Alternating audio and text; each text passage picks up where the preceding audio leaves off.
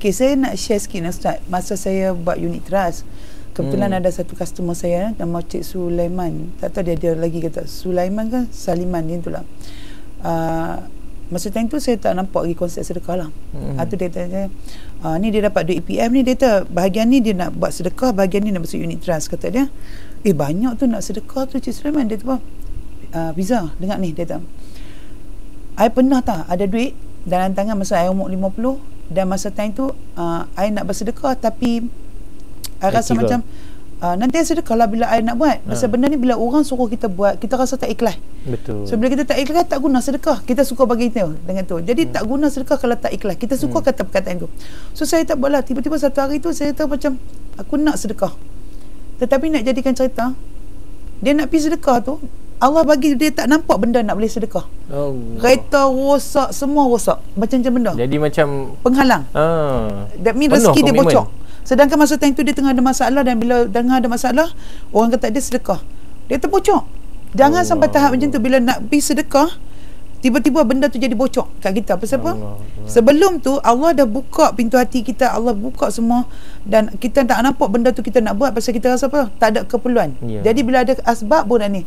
Saya pernah ingat lagi bila saya buat blasting lah, mesej tanya bagi tahu orang kita nak bersedekah, ada satu lelaki reply mesej, dan Datuk baca tau masa time tu, dan kata-kata dia cukup dalam. Dia kata apa tau? Saya tak malu bersedekah, saya malu minta sedekah. So dia ingat saya minta sedekah kat dia. Astagfirullah. Masa time tu Datuk baca mesej tu, Datuk kata, Mami, awak dia jawab macam ni. Saya kata pada Didi, kadang-kadang kita kena tengok benda tau. Allah tak pilih dia. Bila Allah tak pilih seseorang tu untuk melihat sesuatu benda dalam bentuk kebajikan untuk dia, dia akan nampak benda tu macam kita minta sedekah. Dia sebenarnya dia nampak kurang kat akaun dia, tapi sebenarnya dia tempah akaun di sana. Dia pun tak nampak. Akaun yang paling simple ialah lepas sedekah kita akan rasa ketenangan. Kadang-kadang orang tanya saya, macam mana Datin boleh buat semua benda dalam keadaan berlari tak sakit, berlari dengan boleh sempat untuk. Orang pernah tanya saya, Datin, dalam buat live dengan sibuk semua, sempat ke baca Quran? Saya sempat. Masya-Allah. Saya tak sempat satu muka surat. Saya sempat juga satu perkataan. Saya sempat. Saya sempat tengok, saya sempat yang tu, saya sempat berurusan dengan orang, saya sempat. Pasal apa? Dalam benda tu, dalam sedekah saya selalu kata apa? Sedekah ni dia panjangkan rezeki. Salah satu rezeki yang saya minta ialah rezeki masa. Rezeki masa. Saya takut saya tak ada masa untuk mak bapak, tak ada masa. Jadi orang tak nampak benda tu dalam bentuk kenapa dia kena sedekah. Yang tu kadang-kadang saya kata, bila dia bertanya, Datin, kenapa susah payah mai kat Mekah sedangkan kat Malaysia boleh sedekah? Ada orang pernah cakap itu kat saya, awak nak kena pergi Mekah.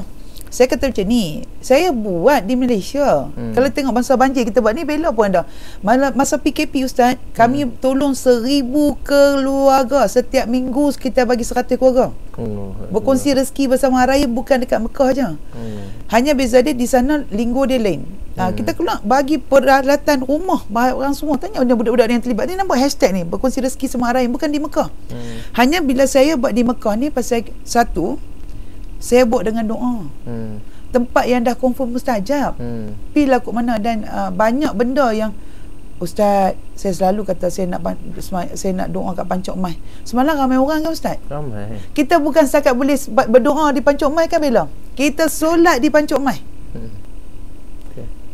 Mungkin sebab saya tolong bawa doa untuk orang, dan orang dah banyak doa dah makbul. Allah aku bagi makbulkan doa untuk semayang. Bukan angkat tangan. Kalau orang tengok semalam ada video ke Bella kan, post video solat tu, orang tak langgar post orang pun Ustaz. Sikit pun kaki tak berotoh. Dalam keadaan orang ramai. So kadang-kadang dia pun tak nampak benda itu. Yang bila kita cakap, dia pun kata minta sedekah, saya senyum je lah. Yalah. Dia kalau nak ikut testimoni kelebihan orang sedekah ni, semalam pun ada waktu kita pergi ziarah kat Madinah tu, driver tu kata, ni tengok siapa yang wakaf hotel ni kan, daripada keturunan Sayyidina Osman bin Affan. Itu mana ada orang strategi sampai 1400 tahun. Kita maksimum bisnes pun 50 tahun kan. Nak pergi 100 tahun pun itu pun sebagai angan-angan lah kan, ikut nasib kan. Tapi kita punya basic, kita punya target 50 tahun bisnes kita. Ini 1000 tahun. Atas apa? Atas dasar sebelum kita pergi situ, sebelum tu kita pergi mana? Telaga Sayyidina Osman. Atas dasar dia beri kemudahan dengan cara dia bersedekah. Time tu keperluan dia adalah air, kan? Jadi dia bagi keperluan air ketika itu, yang mana akhirnya Allah bagi sampai sekarang satu-satunya manusia dalam dunia ni dah tak ada akaun aktif lagi. So Sayyidina Uthman kita bin nak Affan. macam tu. Kita ni tapi jangan pandang sudut daripada sudut nilai benda tu, sebab kadang-kadang dia mengganggu kita punya ni, kan. Jadi kita kena lawan sikit. Dia nak sebab apa? Sebab apa kita kena bersedekah? Sebab bersedekah adalah tanda kita bersyukur kepada Allah. Dan juga sebab apa kita nak sangat sifat bersyukur? Sebab bahaya. Rasulullah pernah pesan, orang yang fakir ni, orang yang miskin, dia mudah rapat kepada kekufuran. Dia ada benda tu. Tapi orang yang fakir ni, adakah orang yang tak ada duit? Tak. Orang yang fakir ni bukan tak ada duit. Bahasa kasar kita, orang bakhil. Okay. Orang bakhil daripada sudut nak berkongsi pada jalan Allah. Dia sebenarnya Allah dah bagi jalan kat kita. Cuma kita je tak yakin jalan tu sebenarnya kita negotiate dengan benda yang sangat mendatangkan keuntungan dunia dan akhirat kepada kita. Dia bukan kat sini je, kadang-kadang hajat pun. Tak tahulah, saya ada satu insting lah. Saya harapkan benda ni, saya ni bukan orang bagus Datin. Saya orang biasa je. Cuma saya ada satu insting. Saya first time pergi Datin, betul kan? Saya first time pergi Datin. Cuma atas dasar jalan semua tu. Lepas tu jalan cerita pula, Bella kata lately ni Ryan duduk mula dah kan. Saya macam ada satu insting lah. End of the year ni dia dah boleh sembang macam biasa. Cerita pasal insting, Ustaz. Kalau tengok Ryan ni punya rezeki, tadi tak sangka kan, kita pun duduk ni apalah, Bella tanya kan, apa nak buat birthday adik tu ni, nak buat macam mana? Kata Jumaat ni kita nak buat untuk dia dekat masjid ni. Kan Ustaz, kita nak buat masak-masak, bagi kambing sembelih, masak untuk bagi sedekah orang makan. Lepas tu dekat Mekah ni nak sambut, tak duduk dengan dia, tiba-tiba tadi dapat duduk dengan Bilal lagi. Masya-Allah. Dalam masjid. Tapi doakan ni Bilal masjid ni. Bilal masjid ni, Masjid Haram. Subhanallah. Lepas tu kata, ya Allah, lagi lepas isyak mungkin nak jumpa dengan dia. Insya-Allah. Insya-Allah. Dan saya tengoklah baru ni kita pergi Raudah. Ya, kan? Betul. Boleh pergi 3 tempat untuk semayang, Allah bagi. Hanya nak berdoa untuk dia. Kemudahan. Dan masa time tu bila orang tanya, perlu Datin bila yang masa yang betul yang untuk saya bagi duit, saya kata macam ni. Kadang-kadang depa tak faham. Kalau you all boleh bagi sebelum saya mai, you all dapat doa tu, saya selalu kata, ya Allah, tolong angkat doa orang yang mengiringi sedekah ni. Kerana saya terbang dari Malaysia tu musafir. Ya, betul. Doa musafir ada kat situ. Ya. Doa tetamu Allah, Duyufur Rahman. Lepas tu macam-macam aktiviti kat sini. Dan contohnya macam itu, tiba-tiba saya dapat masuk Raudah. Duit siapa saya tak tahu, yang sedekah tu saya seikat, saya ambil, saya bagi dekat yang betul-betul dekat tiang Raudah. Dan tiang Raudah saya kata pada dia, saya bagi duit kat dia, saya kata mana lagi wanita yang lain. Lepas 2 halau dah kat saya, keluar dah habis waktu Raudah. Saya dalam Raudah tu Ustaz, saya kata tolong saya kakak ambil duit ni, bahagikan dengan pekerja dalam Raudah. Saya bagi. Masya-Allah. So bayangkanlah kalau daripada situlah duit daripada orang yang sebelum tu bagi, takkah? Allahu Akbar. Raudah, kita boleh bagi duit kita dalam Raudah. Ya. Pasal di sini dia tak ada tabung masjid macam di Malaysia. Ya, haram. So apa yang kita nak buat ialah kita bagi pada orang jaga masjid. Dia pun tak kutip duit itu. Kadang-kadang bila saya cakap dia, awak hampa tak nampak. Masya-Allah. Jadi itulah benda yang kita dapat usahakan. Bagi saya satu anugerah sebenarnya. Saya duduk sembang dengan rumah saya kan, Masya-Allah kan. Datin ni dulu saya duduk sembang dengan orang. Waktu 3 tahun lepas sebelum Covid, Alhamdulillah dapat mai sini bertugas 2 kali sebulan.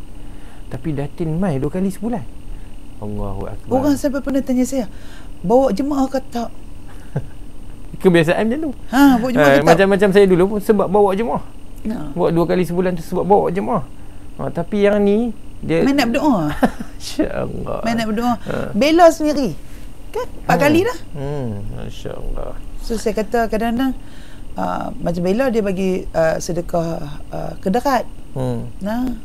Budak-budak saya yang di sana sedekah jaga anak syurga tu, macam Alia, Bella, Alia Mila.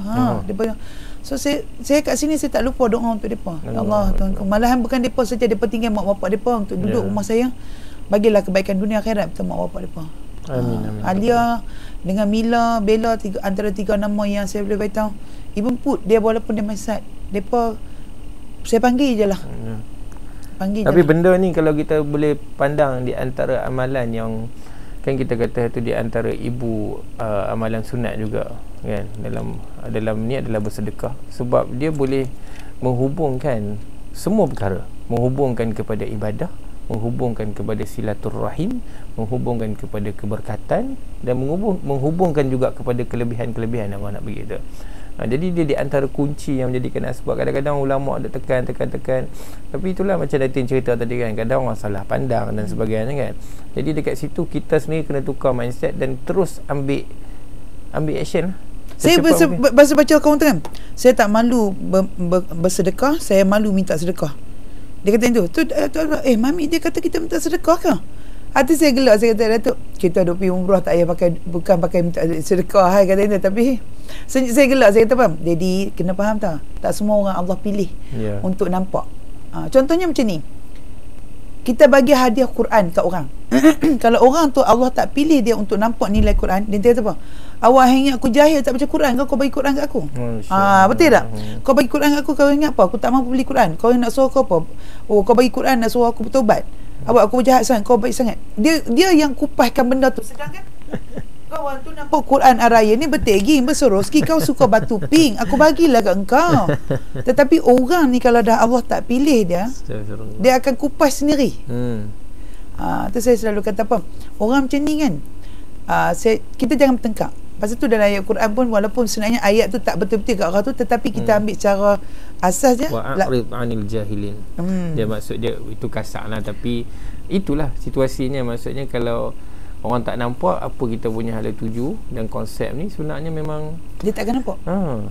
Dan tak payah. Kalau cerita pasal ni, kalau kita tengok macam ni, satu keajaiban zaman Rasulullah ni, kita secara zahir dia nampak dia seorang yang miskin, tapi keliling Rasulullah tu dia ada semua sahabat boleh bagi 100 ekor unta, Datin. Bini dia sendiri, Ustaz. Ya, Siti Khadijah Al-Kubra. Ya Allah. Yang mana dia kalau nak boleh, tapi dia tahu dengan dia mengorbankan diri dia untuk menggalakkan orang buat macam ni, agihkan macam ni. Dia tengok sahabat tak makan pun Nabi risau. Kerisauan tu naik, dan akhirnya dia cari sahabat ni, panggil sahabat ni, tolong bantu sahabat ni, galakan orang untuk membantu tu. Dia jalan sedekah ni, Masya Allah. Memang dia akan menghubungkan segala rangkaian. Kalau tengok budak-budak saya pun dia mai ikut, alhamdulillah tak ada siapa kena COVID. Yang kedua, dia pun sedekah dari segi kederat, bukan Sabila, kederat. Contohnya dia pun buat video tu orang tengok, buatkan orang minat nak main umrah, takkan mereka dapat pahala. Masya Allah. Takkan dapat pahala. So saya kata mereka buat elok-elok, buat betul-betul. Kerana apa? Yang tu cara dakwah kita, cara dakwah masing-masing. Yang buatkan benda tu, orang lagi suka nak main dekatkan ke jalan Allah. So tu dia kata, dia sebab tu orang kadang-kadang orang nampak cara dakwah ni, kadang-kadang orang nampak dalam satu skala yang kecil, tapi dalam Al-Quran, ud'u ila sabili rabbika bil hikmah. Hikmah ni bukan dengan hikmah lembut, tak. Hikmah dengan kebijaksanaan dan kesesuaian apa yang atas kemampuan kita untuk kita sampaikan dakwah. Jadi ini jalan kita untuk berdakwah kepada Allah. Jadi Allah sentiasa rapatkanlah dekat rumah Allah. Saya ingat satu soalan. Okey, yang ni kita end dulu, Bella, kita buat satu lagi.